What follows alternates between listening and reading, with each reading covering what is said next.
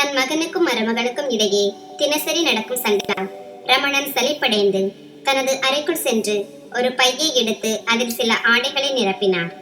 அதன் பிறகு மனமுடைந்து சுவரில் மாட்டப்பட்டிருந்த தன் மனைவியின் புகைப்படத்தை எடுத்து அதை பார்த்து, நாம் நம்முடைய ஒரே செல்ல மகனை எவ்வளவு அன்புடன் வளர்த்தோம், நம்முடைய ஆசைகளை குறைத்துக் கொண்டு அவனுடைய எல்லா ஆசைகளையும் நிறைவேற்றினோம்.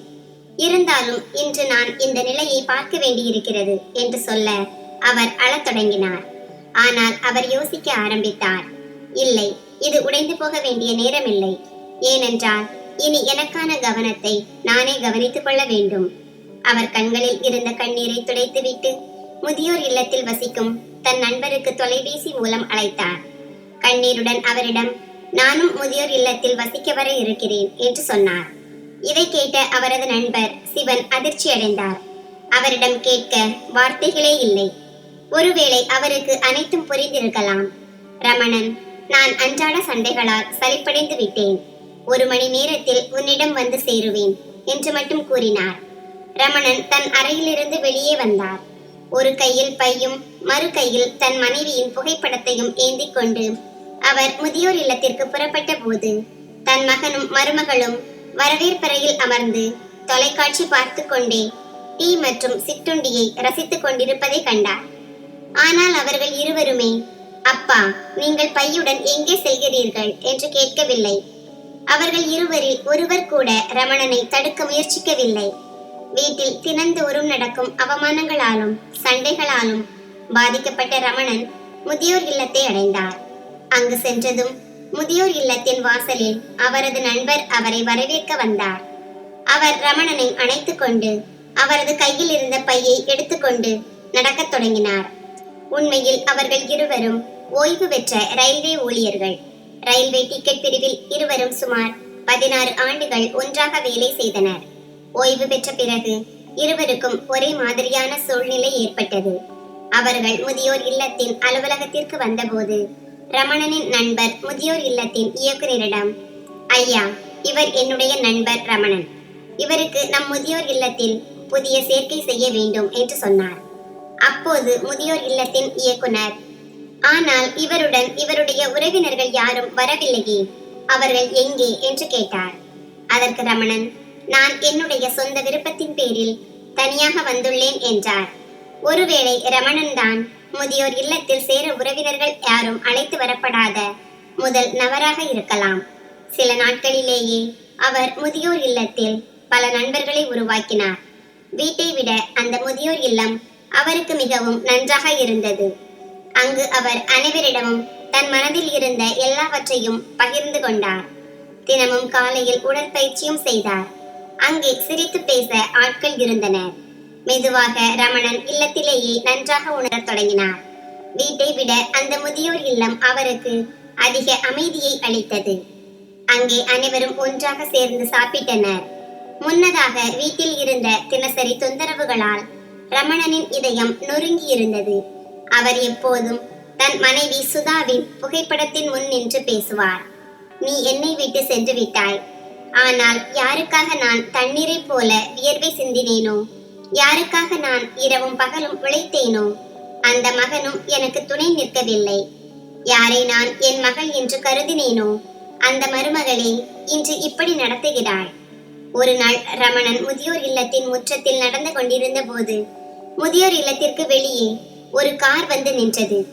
முதியோர் இல்லத்தில் இருந்த அனைவரும் அந்த காரை பார்த்து, இன்று மீண்டும் ஏதோ ஒரு துரதிர்ஷ்டவசமான வயதானவர் இந்த முதியோர் இல்லத்திற்கு வந்துள்ளார். தன் குழந்தைகளை வளர்க்கவும் அவர்களுக்கு நல்ல கல்வி அளிக்கவும் அவர்கள் எவ்வளவு கஷ்டப்பட்டிருப்பார்கள்.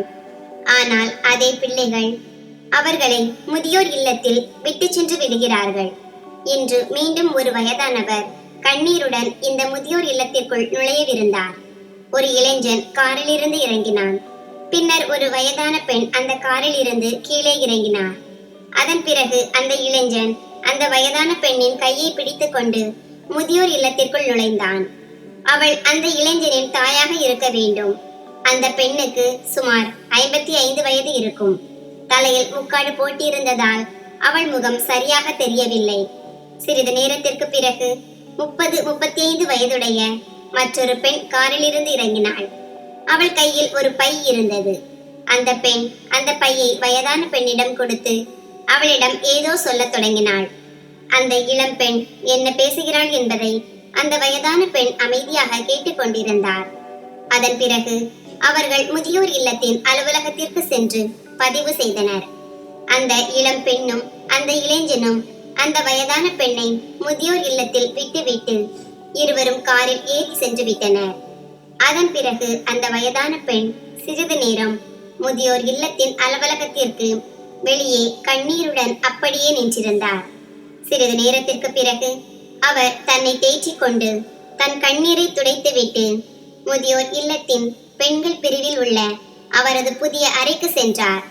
ரமணன் அங்கிருந்த முற்றத்தில் நின்று அனைத்தையும் பார்த்து கொண்டிருந்தார். ஆனால் ஏன் என்று தெரியவில்லை. ரமணனை பார்த்தவுடன் அந்த வயதான பெண் தனது சேலையின் உட்காட்டால் தன் முகத்தை மறைத்துக் கொண்டு எதுவும் பேசாமல் பெண்கள் பிரிவை நோக்கி சென்றார். அப்போது ரமணனுடன் நின்றிருந்த ஒரு வயதானவர், இன்று மீண்டும் ஒரு தாயின் கனவுகள் சாம்பலாகிவிட்டன என்றார். ரமணன் மீண்டும் மீண்டும் அந்த பெண்ணின் முகத்தை பார்த்தார். அவர் அந்த வயதான பெண்ணை அறிந்தவர் போல அவருக்கு தோன்றியது. ஆனால் அந்த பெண் யார் என்பதை அவரால் முழுமையாக புரிந்து கொள்ள முடியவில்லை. ஆனால் 2 நாட்களுக்கு பிறகு அந்த வயதான பெண் முதியோர் இல்லத்தின் தோட்டத்தில் வேலை செய்து கொண்டிருந்தார். அப்போது ரமணன் தன் அறையில் இருந்து வெளியே நடக்க வந்தார். காற்றின் காரணமாக தோட்ட வேலை செய்து கொண்டிருந்த அந்த வயதான பெண்ணின் தலையில் இருந்த முக்காடு கீழே விழுந்தது. அதே நேரத்தில் ரமணன் அந்த பெண்ணின் முகத்தை பார்த்தபோது அவர் காலடியில் இருந்த தரையை விலகுவது போல உணர்ந்தார். எத்தனை கேள்விகள் அவர் மனதை சூழ்ந்தன என்று தெரியவில்லை. அதே நேரத்தில் அவருடைய ஒரு நண்பரும் அவரிடம் வந்து, ஏய் ரமணன், நமக்கு சாப்பிட நேரமாகிவிட்டது. நீ இங்கே சுற்றித் திரிகிறாய், சீக்கிரம் வா என்று கூறினார். அப்போது ரமணன் தன் கவனத்தில் இல்லை. அவர் தன் நண்பருக்கு எந்த பதிலும் சொல்லவில்லை. இதை பார்த்த அவரது நண்பர், ஏய் ரமணன், நீ ஏன் இவ்வளவு அமைதியாக இருக்கிறாய்? யாராவது உன்னிடம் ஏதாவது பேசினார்களா? சாப்பிடும் இடத்தில் அனைவரும் இருந்தனர், ஆனால் நீ இல்லை. அதனால் தான் நான் உன்னை கூப்பிட வந்தேன்.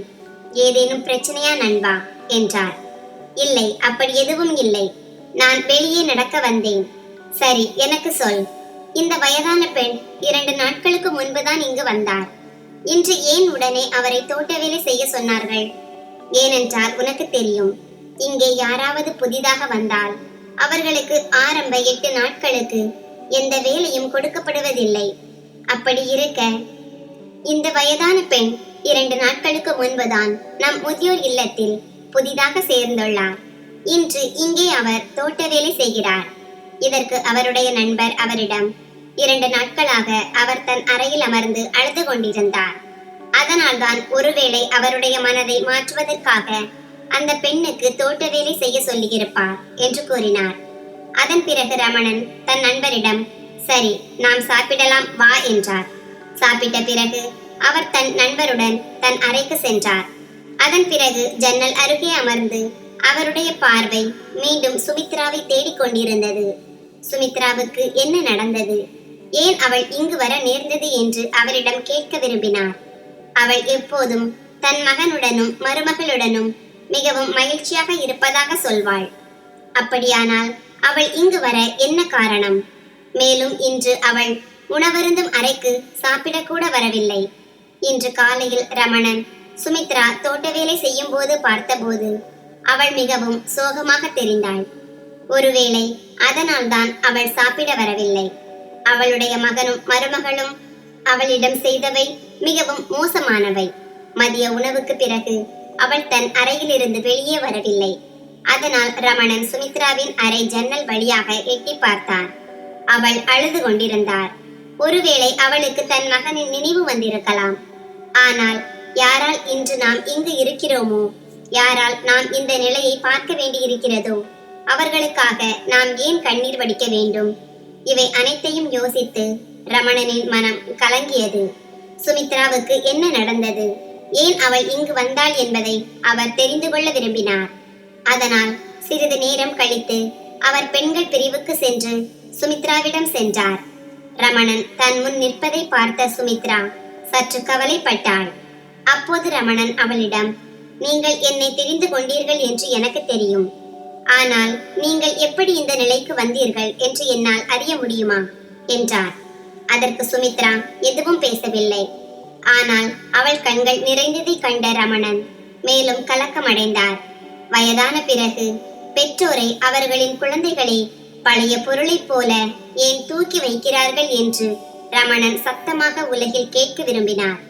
அந்த பழைய பொருளுக்கு எப்படி மதிப்பு கொடுக்கப்படுவதில்லையோ அதே போல்தான் பிள்ளைகள் திருமணமான பிறகு தங்கள் வயதான பெற்றோர்களுக்கு மதிப்பு கொடுப்பதில்லை.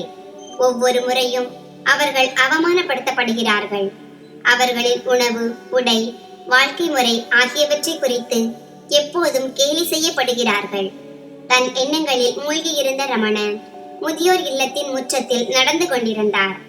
திடீரென்று அவருடைய கால் ஒரு சிமெண்ட் கட்டியில் மோதியது. விழுவதிலிருந்து தன்னை தடுத்துக் கொள்ள அவர் ஒரு மரத்தை பிடித்து கொண்டார். அப்போது அருகில் சென்று கொண்டிருந்த முதியோர் இல்லத்தின் ஊழியர் ஒருவர், அங்கிள், நீங்கள் நலமாக இருக்கிறீர்களா? உங்களுக்கு ஏதாவது காயம் ஏற்பட்டதா? உங்கள் காலை என்னிடம் காட்டுங்கள். காயம் இருந்தால் நான் உடனே மருந்து போடுகிறேன் என்று கேட்டார். ரமணன், இல்லை, காயம் எதுவும் இல்லை. விழுவதிலிருந்து நூலிலையில் தப்பித்தேன் என்று கூறி அங்கிருந்த பெஞ்சில் அமர்ந்து சில மாதங்களுக்கு முன் நடந்த ஒரு சம்பவத்தை நினைத்து பார்க்க தொடங்கினார். அப்போது அவர் குளியலறையில் கால் வலிக்கு விழுந்து அவரது காலில் கடுமையான காயம் ஏற்பட்டது. அப்போது அவருடைய மருமகள் அந்த காயத்தை புறக்கணித்து விட்டு தன் வேலையை தொடர்ந்தாள். அவருடைய மகன் ரோஹித், உங்களால் குளியலறையில் நிதானமாக நடக்க முடியாதா? உங்களுக்கு இவ்வளவு அவசரம் என்ன என்று புரியவில்லையா? எந்த வேலையையும் எப்படி சரியாக செய்வது என்று உங்களுக்கு தெரியாதா? பார்க்கும் போதெல்லாம் நீங்கள் எங்கள் வேலையை அதிகமாக்குகிறீர்கள். மருத்துவமனைக்கு செலவு வைக்கிறீர்கள். உங்களுக்கு எந்த வேலையும் தெரியவில்லை என்றால் செய்யாதீர்கள். ஏன் நீங்கள் உங்கள் அறையில் அமைதியாக அமர்ந்திருக்க கூடாது என்று எனக்கு புரியவில்லை. நாள் முழுவதும் நீங்கள் இங்கும் அங்கும் அலைந்து திரிகிறீர்கள். அதை தவிர நீங்கள் வேறு எதுவும் செய்வதில்லை என்று அவர் மீது கத்தினான். அவனால் தன் தந்தையின் உடல்நிலை அல்லது காயத்தை பற்றி கேட்கக்கூட முடியவில்லை. ஆனால் மற்ற விஷயங்களை பேச முடிந்தது. ஒரு நாள் ரமணனின் கண்ணாடி உடைந்து விட்டதால் அவர் தன் மகனிடம் கண்ணாடியை சரி செய்து எடுத்து வர சொன்னார். கண்ணாடி இல்லாமல் தனக்கு சரியாக தெரியவில்லை என்று அவர் சொன்னதை கேட்டு அவருடைய மருமகள் சத்தமாக, நீங்கள் நாற்காலியில் அமர்ந்து செலவுகளைத்தான் அதிகமாக்குகிறீர்கள். எந்த வேலையையும் ஒழுங்காக செய்வதில்லை. நீங்கள் எப்போதும் குழந்தையைப் போல நடந்து கொள்கிறீர்கள் என்று கத்தினாள். மருமகளும் மகனும் அவரை அவமானப்படுத்தினர். இதற்கு முன்னரும் இதுபோல பலமுறை நடந்திருந்தது. தன் கடந்த காலத்தை நினைத்து ரமணன் தன் எண்ணங்களில் மூழ்கி இருந்தார். அப்போது அவர் தன் பழைய நண்பர் சிவன் எதிரே வருவதை கண்டார். சிவனின் முகத்தில் சிரிப்பு இருந்தது. அவரை கண்ட ரமணன், என்ன விஷயம் சிவன்? இன்று நீங்கள் மிகவும் மகிழ்ச்சியாக தெரிகிறீர்கள் என்றார். சிவன், இன்று என் மகனுக்கு பிறந்த நாள். காலையில் எனக்கு அவனிடமிருந்து அழைப்பு வந்தது. அவன் இன்று என்னை பார்க்க வரப்போகிறானாம். அதனால் நான் மிகவும் மகிழ்ச்சியாக இருக்கிறேன். இன்று நான் பல நாட்களுக்கு பிறகு அவனுடைய முகத்தை பார்க்க போகிறேன் என்றார். சிவனின் பேச்சை கேட்ட ரமணன் சற்று கவலையடைந்து தன் நண்பரிடம், எந்த மகன் உனக்கு இந்த நிலையை ஏற்படுத்தி உன்னை முதியோர் இல்லத்தில் விட்டானோ அவன் ஒரு வருடத்திற்கு பிறகு உன்னை சிறிது நேரம்தான் பார்க்க போகிறான். அந்த மகனுக்காக நீ மகிழ்ச்சி அடைகிறாயா என்றார். அதற்கு சிவன், குறைந்தபட்சம் என் மகன் என்னை பார்க்கவாவது வருகிறானே என்று எனக்கு மகிழ்ச்சிதான். இது எனக்கு பெரிய சந்தோஷம் என்றார். ஆனால் ரமணன் அவர் மீது கோபப்பட்டு அவர் சொல்வதை கேட்காமல் தன் அறைக்கு சென்று, இந்த கதை எனக்கோ சுமித்ராவிற்கோ மட்டும் சொந்தமானதல்ல. முதியோர் இல்லத்தில் வசிக்கும் ஒவ்வொரு வயதானவருக்கும் ஏதோ ஒரு கதை உள்ளது. மேலும் ஒவ்வொருவர் வாழ்க்கையிலும் முதியோர் இல்லத்தில் வசிப்பதற்கு ஏதோ ஒரு காரணம் நிச்சயம் இருக்கும். காரணம் இல்லாமல் யாரும் தங்கள் விருப்பத்தின் பேரில் முதியோர் இல்லத்திற்கு வருவதில்லை. ஒருவர் உள்ளுக்குள் முழுமையாக உடைந்து போகும் வரை அவர் இங்கு வர கட்டாயப்படுத்தப்படுவதில்லை. ஆனால் பாருங்கள், அந்த கசப்பான நினைவுகளை மறந்து எல்லா வயதானவர்களும் தங்கள் வாழ்க்கையை இங்கேயே கழிக்க வேண்டிய கட்டாயத்தில் உள்ளனர். சிலர் காலத்திற்கு ஏற்ப தங்களை மாற்றிக்கொண்டு இங்கே மகிழ்ச்சியாக இருக்க முயற்சிக்கிறார்கள். என்னை போன்ற சிலரோ தங்கள் மகன், மருமகள் மற்றும் பேர குழந்தைகளை எப்போதும் நினைத்து கண்ணீர் விடுகிறார்கள். அவர்களுக்கு தங்கள் குடும்பத்தின் நினைவுகள் மீண்டும் மீண்டும் வந்து கொண்டே இருக்கும். அவர்கள் மனதிற்குள் வீட்டின் மீதான பாசம் இருக்கும். ஆனால் அதே வீட்டில் வசிக்கும் மகனும் மருமகளும் ஏற்படுத்திய காயங்களும் இருக்கும். ரமணனுக்கு கவிதை எழுதுவது மிகவும் பிடிக்கும். அதனால் தன்னை மகிழ்வித்துக் கொள்வதற்காக அவர் சிறிது நேரத்தை கவிதை எழுதுவதில் செலவிட்டார். ஒரு நாள் அவர் தன் எண்ணங்களையும் நிலையையும் கவிதையாக காகிதத்தில் எழுதி கொண்டிருந்த போது அவரது கண்கள் நிரம்பின. அதே நேரத்தில் முதியோர் இல்லத்தின் இயக்குனர் அவரிடம் வந்தார். அப்போது ரமணன் அமைதியாக அமர்ந்து தன் கண்ணீரை மறைத்து அந்த காகிதத்தை விரைவாக மடித்து தன் சட்டை பையில் வைத்துக் கொண்டார். அப்போது முதியோர் இல்லத்தின் இயக்குனர் அவரிடம், ரமணன், உங்கள் மகனும் மருமகளும் உங்கள் பேரனுடன் உங்களை பார்க்க வந்துள்ளனர் என்று சொன்னார். இதை கேட்ட ரமணன் ஆச்சரியப்பட்டார். அத்துடன் அவருடைய முகத்தில் வெறுப்பு உணர்வுகள் வெளிப்பட்டன. இன்று என் மகனுக்கு என் ஞாபகம் எப்படி வந்தது என்று அவர் ஆச்சரியப்பட்டார்.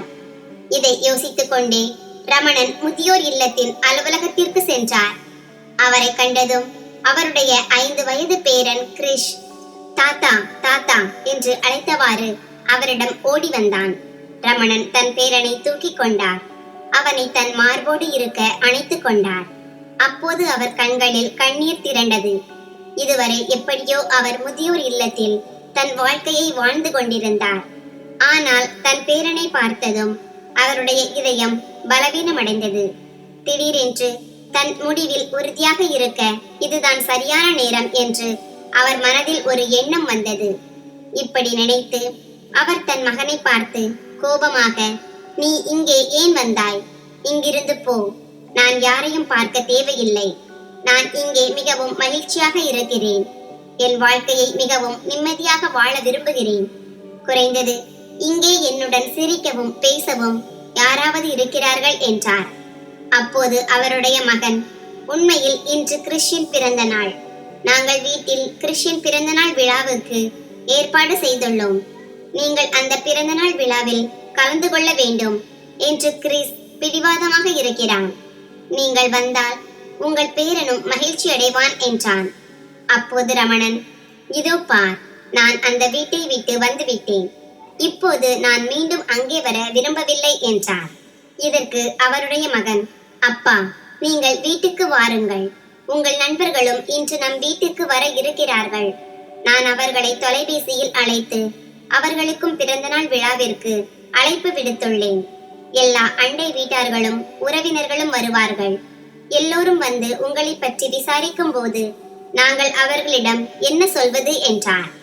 இதற்கு ரமணன், சரி, இன்று நீங்கள் உங்கள் மகனின் பிறந்த நாளுக்காக என்னை அழைக்க வரவில்லை. மாறாக நீங்கள் உங்கள் மரியாதையை காப்பாற்றிக் கொள்ளத்தான் என்னை அழைக்க வந்திருக்கிறீர்கள். எல்லா உறவினர்களும் வந்து உன் அப்பா எங்கே என்று கேட்டால் நீங்கள் என்ன பதில் சொல்வீர்கள்? அதனால்தான் நீங்கள் என்னை அழைக்க வந்தீர்கள். இப்போதே இங்கிருந்து சென்று விடுங்கள். நான் இங்கிருந்து எங்கும் வரமாட்டேன். நீங்கள் அவ்வளவு சுயநலவாதிகளாகி விட்டீர்கள். தேவைப்பட்ட போதுதான் நீங்கள் என்னை வீட்டிற்கு அழைத்து செல்ல வந்தீர்கள். இல்லை என்றால் நான் இத்தனை மாதங்களாக இங்கு முதியோர் இல்லத்தில் இருக்கிறேன்.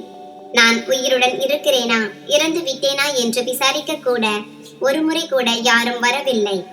அது மட்டுமல்ல, நீங்கள் தொலைபேசியில் அழைத்து என் உடல் நலத்தை கூட விசாரிக்க அவசியமாக கருதவில்லை. வீட்டை விட்டு ஏன் முதியோர் இல்லத்திற்கு சென்றீர்கள் என்று கூட உங்களால் கேட்க முடியவில்லை. இன்று தேவைப்பட்ட போது கைகூப்பி என்னை அழைத்து செல்ல வந்திருக்கிறீர்கள். இப்போது இந்த முதியோர் இல்லம்தான் என் வீடு. நான் என் வீட்டை விட்டு எங்கும் செல்ல மாட்டேன் என்றார். இவ்வளவு சொல்லிவிட்டு ரமணன் தன் அறைக்கு செல்ல தொடங்கினார். அப்போது அவருடைய மகனும் மருமகளும் இருவரும் ஒரு திட்டத்தை தீட்டினர். அப்பா இப்படி சம்மதிக்க மாட்டார். நாம் ஏதாவது செய்தாக வேண்டும்.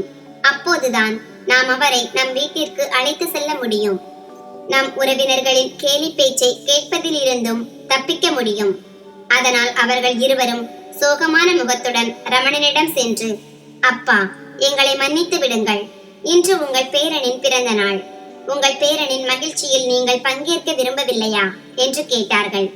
இதை கேட்ட ரமணனின் இதயம் உருகியது. பிறகு கிரிஷ், வாங்க தாத்தா, நாம் நிறைய வேடிக்கை செய்வோம் என்றான். பேரனின் பேச்சை கேட்டு ரமணனால் தன்னைத்தானே கட்டுப்படுத்த முடியவில்லை. மகனும் மருமகளும் செய்த தவறுகளால் அவருக்கு வீட்டுக்கு செல்ல விருப்பம் இல்லை. ஆனால் கிறிஷுக்காக அவர் வீட்டிற்கு செல்ல சம்மதித்தார். அப்போது அவர், ஆனால் எனக்கு ஒரு நிபந்தனை உண்டு. நான் வீட்டிற்கு வருவேன். கிறிஷின் பிறந்த நாள் முடிந்ததும் நீங்கள் என்னை திரும்ப முதியோர் இல்லத்தில் விட வேண்டும் என்றார். அவருடைய மகனும் மருமகளும் அவருடைய நிபந்தனையை ஏற்றுக்கொண்டார்கள். கிறிஷின் பிறந்த நாள் பெரிய அளவில் கொண்டாடப்பட்டது. எல்லா உறவினர்களும் அக்கம் பக்கத்தினரும் பிறந்த நாளுக்கு அவர் வீட்டிற்கு வந்தனர். ரமணனின் நண்பர்களும் அவரை பல நாட்களுக்கு பிறகு சந்தித்தனர். ஆனால் ரமணன் யாரிடமும் எதுவும் பேசாமல் புன்னகையுடன் முழு நிகழ்வையும் ரசித்தார். அவர் மனதில் சில எண்ணங்கள் ஓடிக்கொண்டிருந்தன. நாளை அவர் தன் மகனுக்கும் மருமகளுக்கும் கொடுக்க போகும் ஆச்சரியத்தை பற்றி அவர்கள் ஒருவேளை கற்பனை கூட செய்திருக்க மாட்டார்கள் என்று அவர் நினைத்து கொண்டிருந்தார். நிகழ்ச்சி முடிந்தபோது இரவு தாமதமாகிவிட்டது.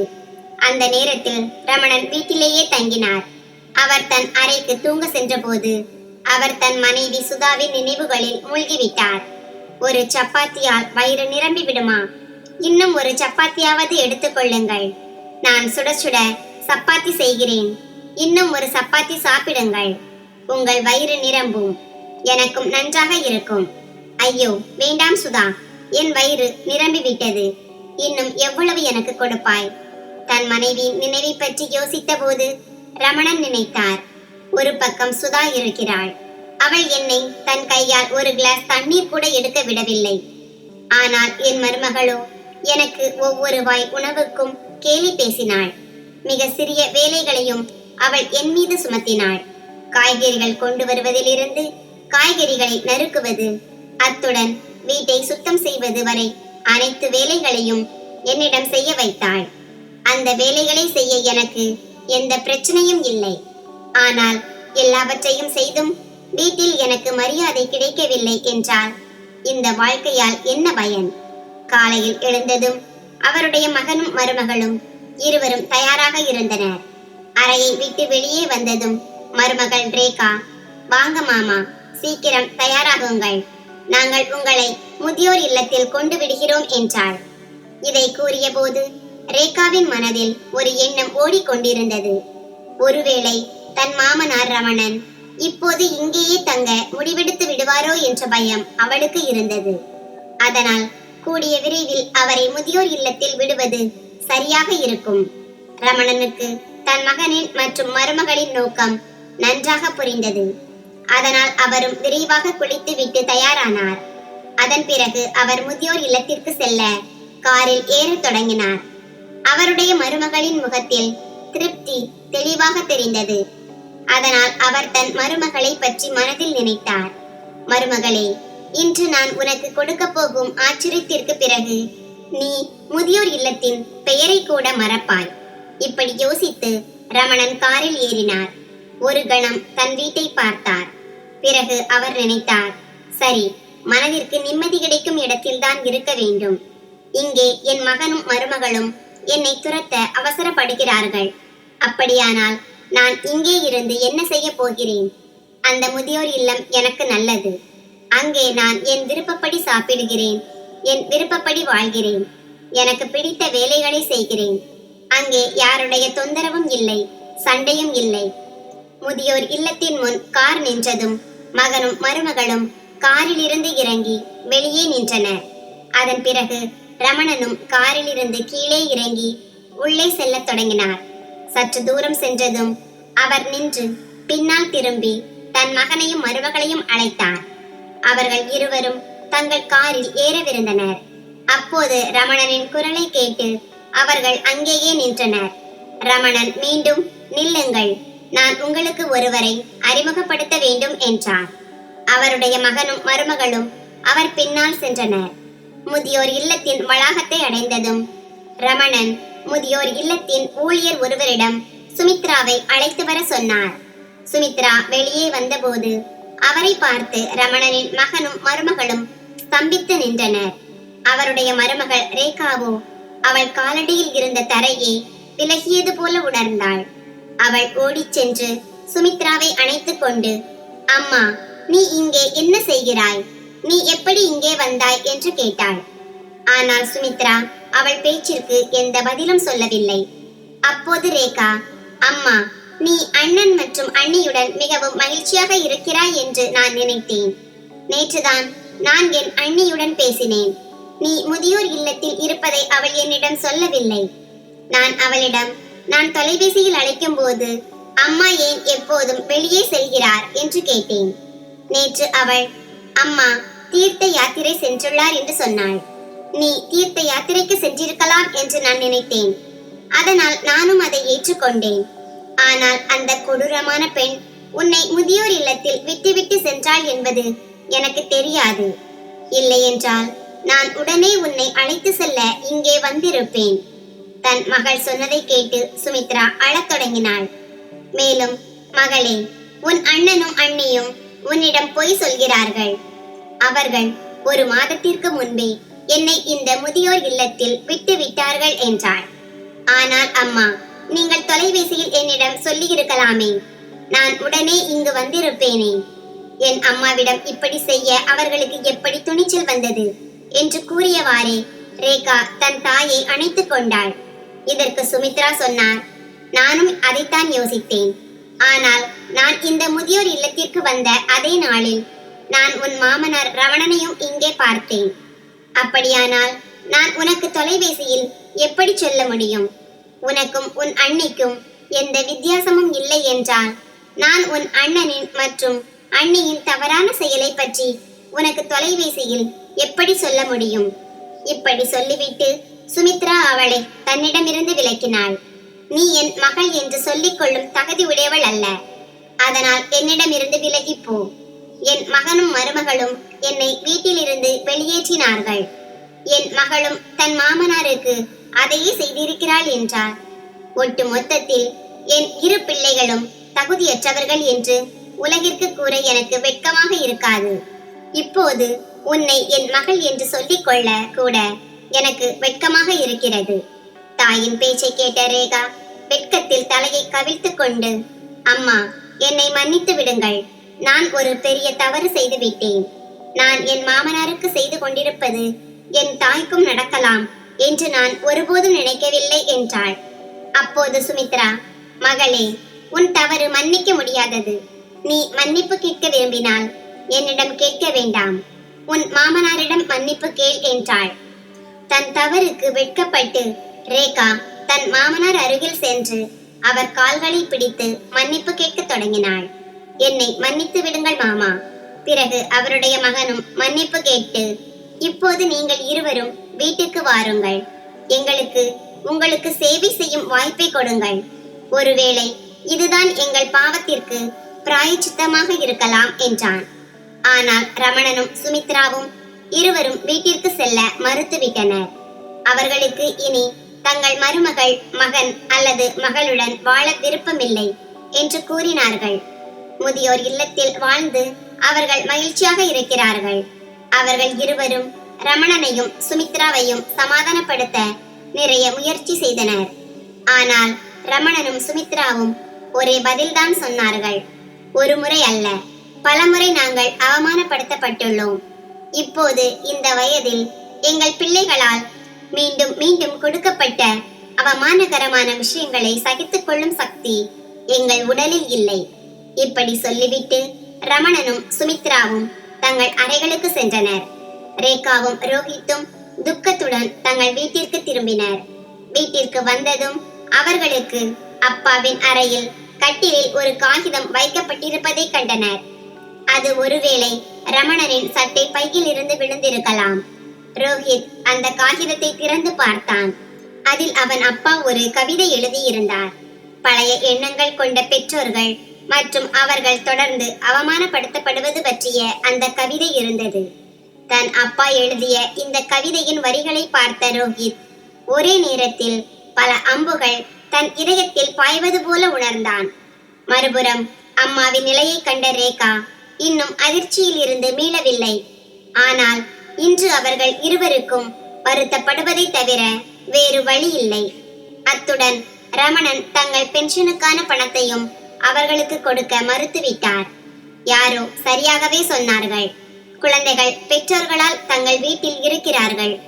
ஆனால் பெற்றோர்கள் குழந்தைகளால் முதியோர் இல்லத்தில் இருக்கிறார்கள். அடுத்த 1 வருடத்திற்கு பிறகு முதியோர் இல்லத்தின் இயக்குனர் முதியோர் இல்லத்தில் உள்ளவர்களின் முன்னிலையில் ரமணனுக்கும் சுமித்ராவுக்கும் திருமணம் செய்து வைத்தார். அதன் பிறகு அவர் அவர்களுக்கு அங்கேயே ஒரு அறையையும் கொடுத்தார். மேலும் அவர்கள் இருவரையும் முதியோர் இல்லத்தின் ஊழியர்களாக அங்கே நியமித்தார். நண்பர்களே, இது ஒரு கற்பனை கதை என்றாலும் உண்மையில் இதுவும் நிஜம்தான். வீட்டில் பென்ஷன் பணத்தை கொடுத்து அவர்களின் குழந்தைகளை கவனித்துக் கொண்டாலும் அவர்கள் நம்மை அவமானகரமான விதத்தில் நடத்தினால் பணம் கொடுத்து எப்போது வேண்டுமானாலும் முதியோர் இல்லத்தில் வசிப்பதே நல்லது. நண்பர்களே, இந்த கதை உங்களுக்கு எப்படி இருந்தது என்று கருத்து தெரிவிக்கவும். கதை பிடித்திருந்தால் அதை விரும்பி உங்கள் நண்பர்களுடன் பகிர்ந்து கொள்ளுங்கள். இது போன்ற புதிய சுவாரஸ்யமான கதைகளுக்கு எங்கள் சேனலை சப்ஸ்கிரைப் செய்யுங்கள்.